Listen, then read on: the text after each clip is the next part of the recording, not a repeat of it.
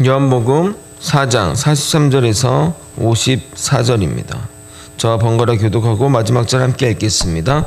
이틀이 지나매 예수께서 거기를 떠나 갈릴리로 가시며 친히 증언하시기를 선지자가 고향에서는 높임을 받지 못한다 하시고 갈릴리에 이르심에 갈릴리인들이 그를 영접하니 이는 자기들도 명절에 갔다가 예수께서 명절 중 예루살렘에서 하신 모든 일을 보았음이더라. 예수께서 다시 갈릴리 가나에 이르시니 전에 물로 포도주를 만드신 곳이라. 왕의 신하가 있어 그의 아들이 가버나움에서 병들었더니 그가 예수께서 유대로부터 갈릴리로 오셨다는 것을 듣고 가서 청하되 내려오셔서 내 아들의 병을 고쳐주어서 하니 그가 거의 죽게 되었음이라. 예수께서 이르시되 너희는 표적과 기사를 보지 못하면 도무지 믿지 아니하리라. 신하가 이르되 주여 내 아이가 죽기 전에 내려오소서. 예수께서 이르시되 가라 내 아들이 살아있다 하시니 그 사람이 예수께서 하신 말씀을 믿고 가더니 내려가는 길에서 그 종들이 오다가 만나서 아이가 살아있다 하거늘 그 낫기 시작한 때를 물은즉 어제 7시에 열기가 떨어졌나이다 하는지라. 그의 아버지가 예수께서 내 아들이 살아있다 말씀하신 그때인 줄 알고 자기와 그 온 집안이 다 믿느니라. 이것은 예수께서 유대에서 갈릴리로 오신 후에 행하신 두 번째 표적이니라. 아멘. 사마리아에서 이틀간의 사역을 마치고 갈릴리로 돌아오시게 됩니다. 여기서 예수님은 두 번째 표적을 행하십니다. 왕의 신하의 아들을 고치는 표적을 행하시는데 이 표적의 의미가 무엇인지 살펴보고 왕의 신하의 믿음에 대해 깊게 다뤄보도록 하겠습니다. 오늘 본문은 사마리아 사람들이 예수님을 구주로 받아들인 이유와 대조를 이루는 본문입니다. 사마리아 사람들은 예수님을 구주로 믿게 된 이유가 무엇입니까? 사마리아 여인의 간증으로 촉발되었지만 궁극적으로 예수님의 말씀으로 인해 믿게 되었습니다. 요한복음 4장 41절 42절을 읽어드리도록 하겠습니다. 예수의 말씀으로 말미암아 믿는 자가 더욱 많아 그 여자가에게 말하되 이제 우리가 믿는 것은 내 말로 인함이 아니니 이는 우리가 친히 듣고 그가 참으로 세상의 구주신 줄 알미라 하였더라. 예수님의 말씀을 친히 듣고 그들은 예수님을 세상의 구주로 믿게 된 것입니다. 가장 바른 믿음의 모습이라 할 수 있습니다. 사마리아 지역에서 예수님이 표적을 행했다는 것은 어떤 말도 없음을 우리는 주의 깊게 보셔야 합니다. 그런데 예수님의 고향인 갈릴리로 나아가는데 예수님이 이 지역에 대해 이렇게 평가합니다. 44절입니다. 친히 증언하시기를 선지자가 고향에서는 높임을 받지 못한다 하시고, 왜 선지자의 고향 사람들은 선지자를 이렇게 대우하지 않습니까? 예수님의 고향 사람들은 예수님의 어린 시절부터 그의 가정과 지금까지의 사정을 아는 사람들입니다.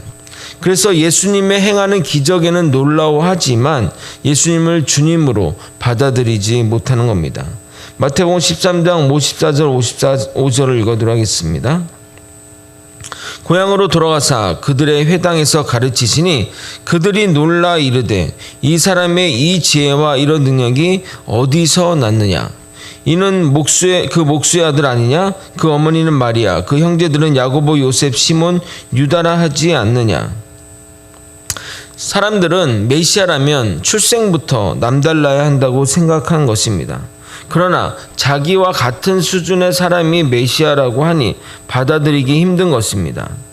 가끔 교회에서 어린 시절부터 자라서 청년이 되어 전도사가 되어 모 교회로 오게 되면 성도들은 그 사람을 참 반가워하지만 그를 사역자로 받아들이기에 참 힘들어하는 경우를 보게 됩니다. 그러나 생각해보면 우리가 받아들이는 목사님은 어느 교회에서 어린 시절을 커온 사람이라는 겁니다. 보지 못했을 뿐이지. 예수님의 이 말에 우리는 앞으로 예수님이 고향에서 배척을 받게 되겠구나 미리 예상을 하게 됩니다. 그런데 이어지는 문장을 보게 되면 반전을 보게 됩니다. 45절을 함께 읽도록 하겠습니다. 함께 읽겠습니다. 시작. 갈릴리에 이르심에 갈릴리인들이 그를 영접하니 이는 자기들도 명절에 갔다가 예수께서 명절 중 예루살렘에서 하신 모든 일을 보았음이더라. 갈릴리 사람들은 지금 예수님을 영접한다고 말하고 있습니다. 방금 예수님 말씀으로 환영받지 못한다고 말했는데 실상 그들은 예수님을 영접하고 있습니다. 예수님이 쓸데없는 말을 하신 것일까요? 아닙니다. 이들의 영접이 정상적인 영접이 아님을 나타내시는 겁니다. 이어지는 문장을 보시게 되면 그들도 유대 명절에 예루살렘에 갔다가 내려갔는데 거기서 예수님이 사람들의 병을 고치고 여러 가지 기적들을 행하는 것을 보았기 때문이라고 이야기하고 있습니다. 예수님을 선자로 메시아로 보지 못하는 고향 사람들이지만 예수님이 행하는 그 표적에 놀라며 환영하는 모습을 보이는 것은 인간이 얼마나 이렇게 기적이나 어떤 이런 놀라운 일들에 취약한지를 보여줍니다. 그러나 믿음은 보이는 것을 믿는 것을 믿음이라 하지 않습니다. 보고 믿는 것은 인지 또는 이해라고 합니다. 제가 여러분에게 이렇게 얘기했다 보십시오. 저에게 여러분 100억이 있습니다. 믿습니까? 했는데 돈을 보지 않고도 제 말을 믿고 믿어야 믿음이 있는 겁니다. 근데 제가 여기서 5만 원짜리 딱 꺼내면 저기 5만 원 있습니다. 보이십니까? 해서 믿는 것은 이해인 겁니다. 보고 안 믿을 사람이 어떻겠습니까? 있습니다. 보이십니까? 했는데 말입니다.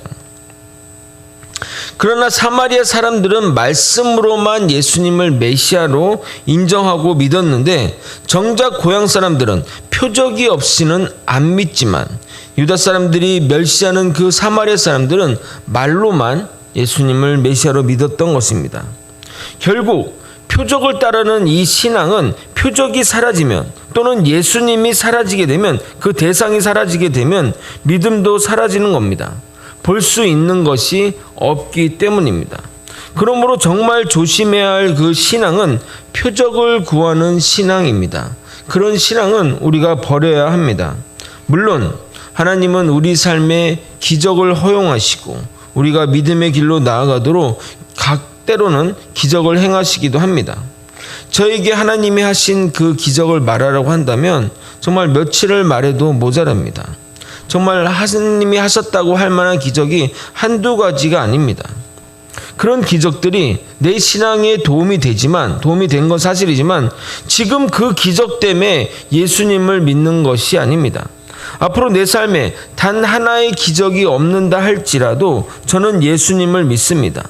왜냐하면 믿음이 있으니까 말입니다. 예수님은 이런 상황 가운데 이들에게 이렇게 말을 하게 됩니다. 48절 읽어드리도록 하겠습니다. 예수께서 이르시되 너희는 표적과 기사를 보지 않으면 도무지 믿지 아니하리라. 이때 또 한 명의 사람이 등장합니다. 그는 왕의 신하라고 하는데 굉장히 왕의 친척과도 같은 그런 사람이라고 그 신하라는 그 헬라어가 굉장히 그 왕족에게만 쓰는 어떤 그 신하를 표현하기 때문에 굉장히 고위직임을 알 수 있습니다. 아마도 그 왕은 갈릴리 분봉왕인 헤롯 안티바스를 말하며 그의 신하로 그의 친척과 같은 그런 신하로 추정이 됩니다. 헤롯 대왕 사후에 그녀 자녀들에게 왕위가 계승이 됐는데 갈릴리 지역의 왕으로 헤롯 안티바스가 받은 겁니다. 분봉왕 중에 가장 사납고 가장 야망이 많은 자기가 그 헤롯 대왕이 그 뒤를 이을 그 왕이라고 생각하며 가장 야망이 많은 왕입니다. 이 사람이 바로 세례 요한을 죽인 왕이기도 합니다. 왕의 신하의 아들이 거의 죽을 지경에 이르자 그는 예수님께 나오게 됐습니다. 예수님이 어떤 분이신지를 잘 알고 있는 그런 소문을 들었기 때문에 정말 지푸라기라도 잡는 심정으로 나온 것입니다. 예수님을 메시아로 인정하고 주님으로 인정해서 나왔다기보다는 말입니다. 그는 가버나움에 왔다고 기록하는데 가버나움은 이 가나와 한 30km, 34km 정도 떨어진 곳입니다. 그는 예수님께 나와 자신의 아들을 고쳐달라고 부탁을 합니다. 47절을 한번 같이 읽어보도록 하겠습니다. 함께 읽겠습니다. 시작. 그가 예수께서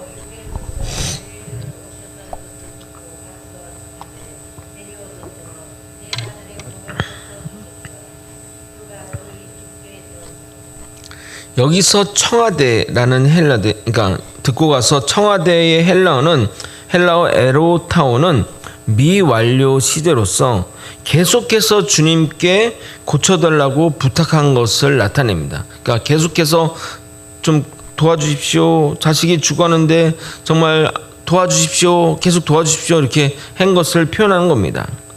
자식이 죽어가는데 부모가 어떤 짓이라도 안 하겠습니까? 정말 손이 발이 되도록 아마 부탁을 했을 것입니다. 그런데 예수님은 왕의 신하의 부탁에도 불구하고 무시하고 아까 위에서 읽은 48절의 말씀을 하신 것입니다. 표적을 보지 않고는 너희가 믿지 않는구나 라고 말씀을 하신 겁니다.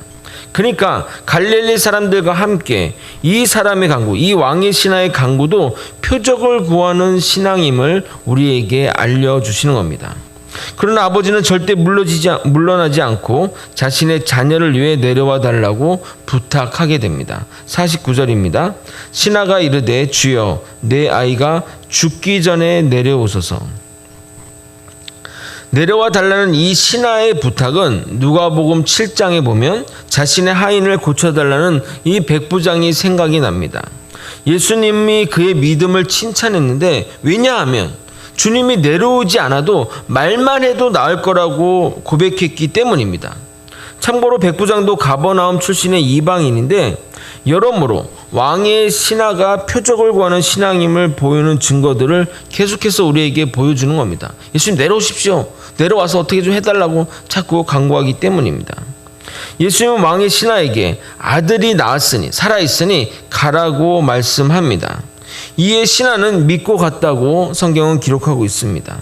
이 표현을 가지고 그가 믿음을 가지고 나아갔다고 해석하는 학자들이 있으나 저는 그렇게 생각하지 않습니다. 왜냐하면 이어지는 그런 것들이 그렇지 않기 때문입니다. 하나씩 한번 살펴보도록 하겠습니다. 집으로 가는 길에 그의 종들을 만났고 아이가 살아있다는 이야기를 듣게 됩니다. 보통 아이들이 죽다 살아났다고 한다면 죽다가 막 간신히 살아났다면 아버지의 반응이 어떻습니까? 막 얼싸안고 좋아하고 아이의 상태를 물어보는 것이 일반적이지 않습니까? 아이들이 죽다 살아났는데 진짜냐? 그 말이 사실이야? 이렇게 보통 표현하지 않냐 이 말입니다. 근데 아버지의 첫 말이 뭐죠? 언제 낳았어? 그 아이가 언제 낳았냐고 물어보게 됩니다. 그는 돌아오는 길에 정말 아들이 살아났을까 그 의구심을 가지고 나아간 겁니다. 기쁜 소식을 들어 기쁘지만 그것이 정말 진짜 그렇게 됐는지 더 궁금하고 살아나지 않은 것 아니야? 라는 이런 의구심 속에 걸어갔을 것입니다. 그러니까 언제 살아난지 묻는 것은 그런 그 아이가 살아난 것이 우연으로 살아난 건지 아니면 예수님 때문인지 아니면 다른 이유 때문인지 알기 위해서 물어본 겁니다. 또한 그 시간이 어제 7시라고 했는데 7시가 지금 우리의 시간으로는 몇 시죠? 제가 항상 그 성경에서 나온 시간에 플러스 6을 하시라고 했잖아요. 그러면 몇 시죠? 13시. 그러니까 오후 1시입니다. 그 시간이 예수님이 말씀하신 그 시간이고 그 시간대부터 집으로 돌아가기 시작한 겁니다. 그런데 지금 아직 집에 도착 안 하고 길가에서 종을 본 것이니 한번 잘 생각해 보십시오. 산길이고 또 걸어서 가는 길이지만 오후 1시에 출발했으면 집에 몇 시에 도착해야 정상입니까? 가나와 가버나움의 거리는 30km 정도라고 말씀드렸습니다. 늦어도 저녁 7시나 8시면 도착해야 정상입니다. 보통 성인 걸음으로 1시간에 5km 정도 걷기 때문입니다. 또한 가다가 밤에 어두워지면 길에서 잠을 잘 수 없으니 더욱더 서둘러 가야 했을 것입니다. 심지어 아들이 죽다 살아났다는데 걸음이 어떻겠어요? 빨리 가서 확인하고 싶고 살아난 걸 확인해야 되지 않겠습니까? 그런데 다음날 집으로 가다가 만났다는 것이 무엇을 의미합니까? 방황했다는 말입니다. 아들이 죽었다고 생각했기 때문에 발길이 안 떨어지게 됩니다. 그리고 마지막 53절을 읽도록 하겠습니다. 함께 읽겠습니다. 시작. 그의 아버지가 예수께서 내 아들이 살아있다 말씀하신 그때인 줄 알고 자기와 그 온 집안이 다 믿으니라. 여기에 뭐라고 말하고 있나요? 자기와 그 온 집안이 믿는다고 말하고 있지 않습니까? 아니, 믿었는데 또 믿었다는 말입니까? 아닙니다. 아까까지는 믿지 못하고 표적을 보고 이제는 믿게 되었다는 말입니다. 그러니 48절의 말씀이 실현이 된 거죠. 예수께서 이르시되 너희는 표적과 기사를 보지 못하면 도무지 믿지 아니하리라. 여러분, 기적을 보고 믿는 것은 당연한 겁니다. 기적을 보고도 안 믿을 사람이 누가 있겠습니까? 그러나 인간은 기적을 보고도, 어떤 이들은 정말 기적을 보고도 그것을 우연이라 치부하며 안 믿는 인간들도 있습니다. 그런데 정말 기적은 무엇인 줄 아십니까? 기적이 무엇인 줄 아세요?